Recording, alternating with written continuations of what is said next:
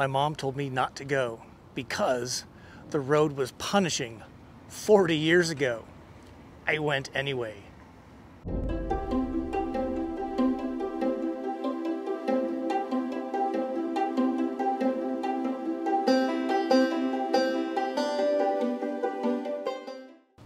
This week, we visit a thriving mining town in the 1880s. Today, it's a ghost town filled with people, history, and mystery. For those of you interested in RVing, particularly in a camper van like this, I'm going to show you some RV skills, including a BLM campsite 3 minutes from downtown Ghost Town, how to cook a grilled steak dinner without a grill, and how my Travado GL has more amperage at our fingertip than most of the 70 buildings in the historic ghost town put together. And you'll get to walk with me at midnight in downtown Ghost Town. No paved roads, no street lights, no electricity in town. Just you, me, the camera, and the full moon, bright enough to put shadows on the dirt. And stay tuned to the end because I'm going to recommend, should you or should you not visit Silver City, Idaho. Let's go.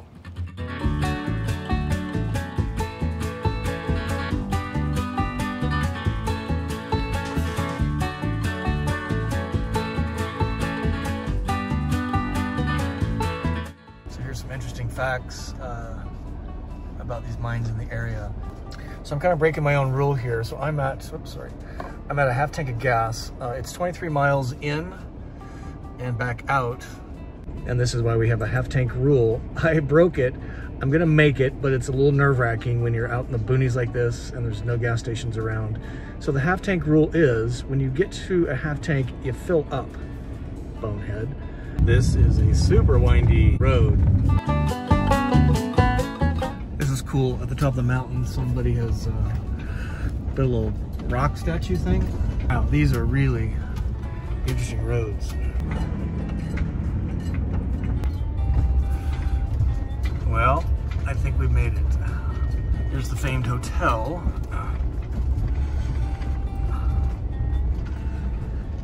Cool.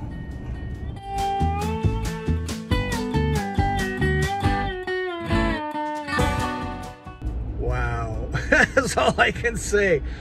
That is by far the most stressful drive I've done yet. I have a third tank of gas. The worst part of the drive was getting into town. Terrain is really steep and uneven. I haven't bottomed out that I've heard. I've turned my music off so I could hear, but there's a lot of people here.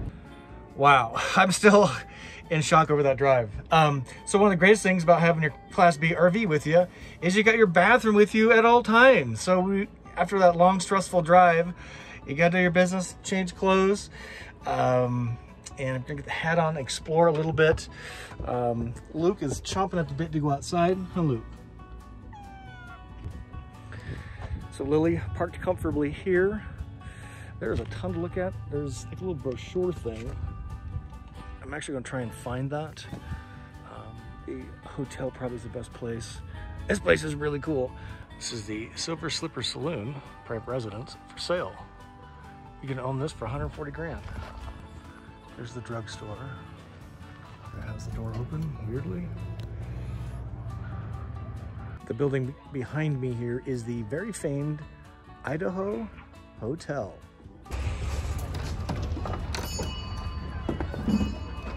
Wow.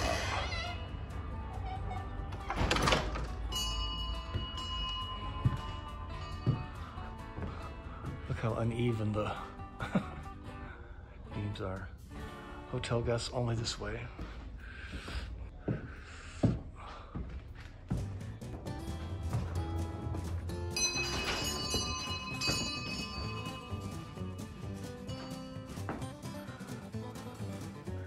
And they're actually serving food. Let's go have a cerveza.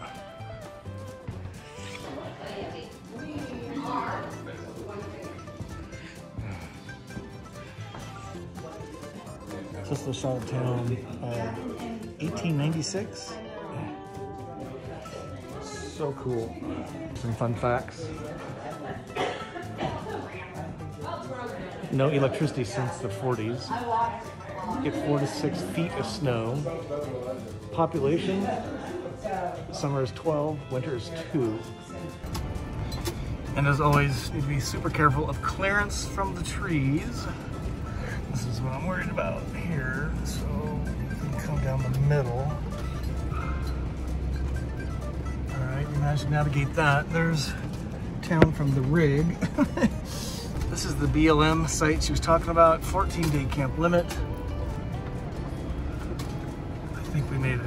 Oh, we're golden. Oh my God, that was awesome. Okay, we got one more thing to get through here.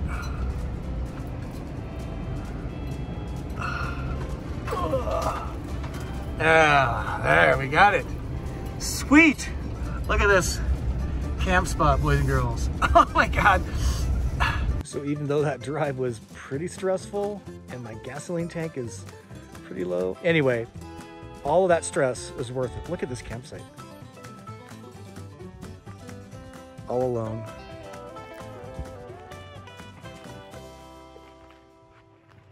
Creek, Lily, picnic table. Again, it's BLM land, so it can be camped on for 14 consecutive days. Luke's getting his first look at cow pie.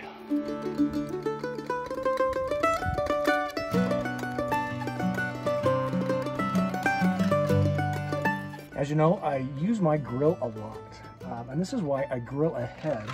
So this is steak that I grilled a couple of days ago. This is London broil, and I've made, this is consumer, I'll turn around I guess. So this is beautiful meat, super tasty. Did the same thing with potatoes. I cook them in the microwave for about 5 minutes, and then I grill them to give them a little extra flavor. And then this is asparagus. Again, these are actually grilled in real time. It smells like grill already. So what I'm gonna do is I'm gonna make dinner quick. I'm going to warm up the meat and the potatoes and the asparagus. And that's why I like to grill ahead, is because I don't have to drag the grill out at a time like this. I'm gonna stay the night, so I don't want to drag it out and do all that stuff. So I'm gonna do it here. So what I'm gonna do is turn the inverter on because it's off. So Volta on, inverter on. Wait for the beep. Yes. So even in ghost town Silver City, Idaho, where there's no cell service, there's no electrical service, I'm actually running 30 amps from my Volt equipped Travado. Is that crazy? They don't have, they use solar here and propane for cooling. So we're gonna give that a minute, and then I'm going to heat these bad boys up. Do you like asparagus? I love asparagus. And then we're going to enjoy a Black Butte Porter. You guys have this? This stuff is really awesome. Okay, so I gave the potatoes a head start by about a minute, 30 seconds. I'm going to select a steak.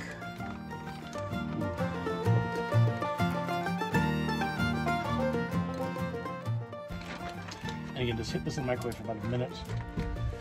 It's just kind of dawning on me that I have 30 amps of electrical service, and they don't in town. That is really crazy. We're going to eat, and then we're going to explore. What do you think? Comment?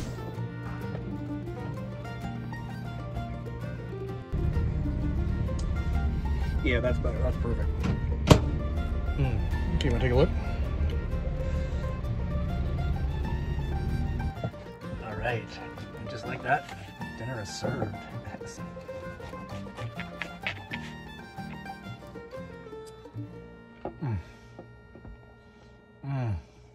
With dinner done, what I'm doing is doing the dishes. I use paper plates because I want to save the water for other purposes than washing dishes. So I use paper plates and fold up a little package like this. It goes right into the garbage can.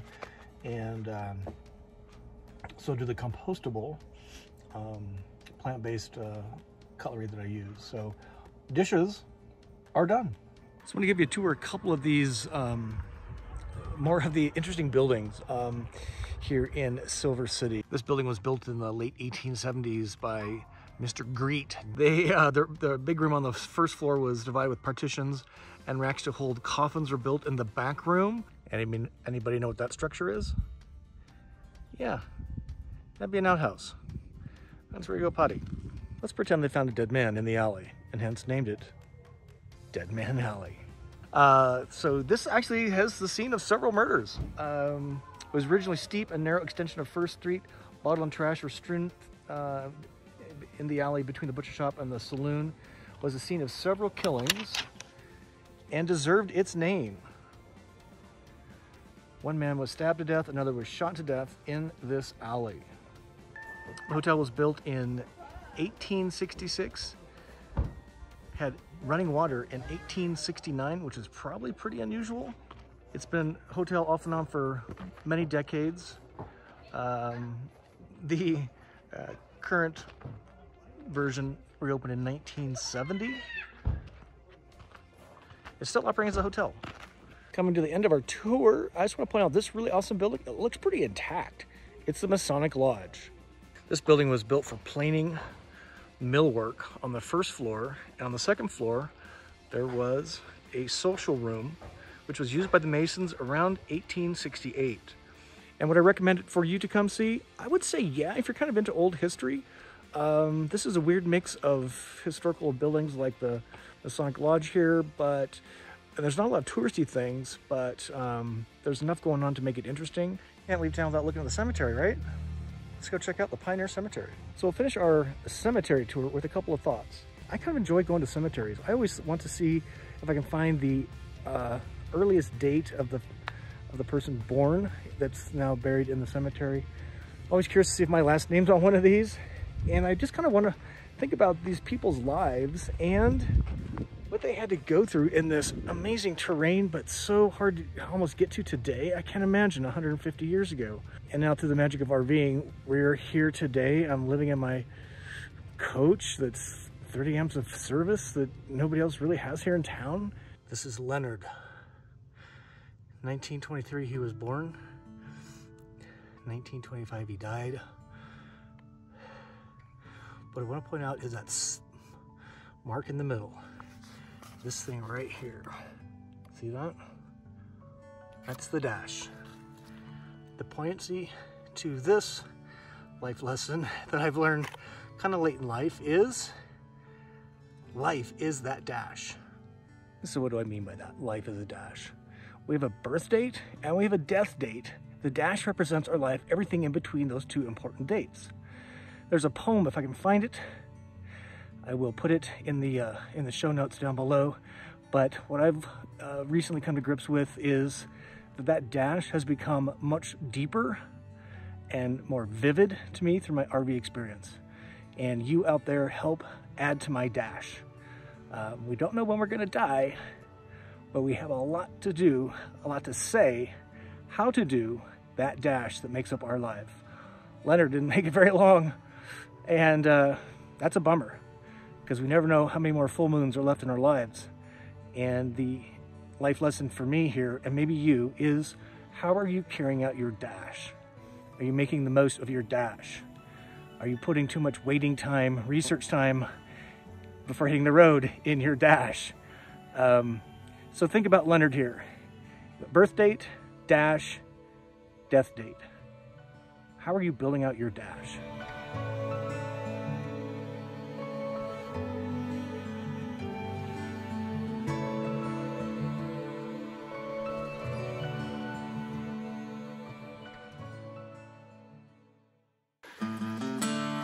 So how about a full moon reflected off the creek? There's Mars. And there's Lily.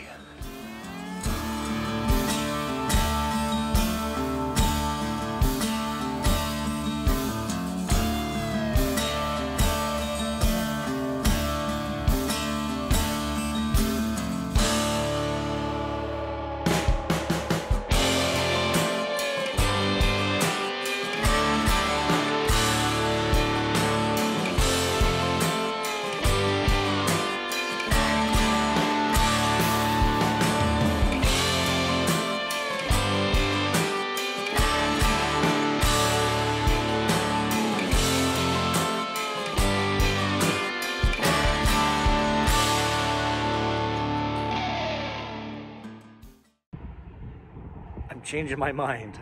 I am not going to recommend that road. I'm not going to recommend going to Silver City unless you don't mind putting some wear and tear on your rig. You have all-terrain tires. A lift would be really ideal, and probably four-wheel drive. Lily did a good job. I think the tires made a giant difference. The worst roads, ironically, were actually in town from a clearance perspective. So if you don't mind putting some wear and tear on your rig, I would say that's a good thing and go. But I would not go without some serious tires. And some white, if you don't mind an hour of white knuckle driving. Oh my God. And be sure you have a full tank of gas too. I'm really glad I went. Will I go back? I will not go back. I did it once. That's enough for me. Other things to do and see. But that's it. That's the end of the Silver City experience. Again, really glad I did it. Glad you got to come along for the ride.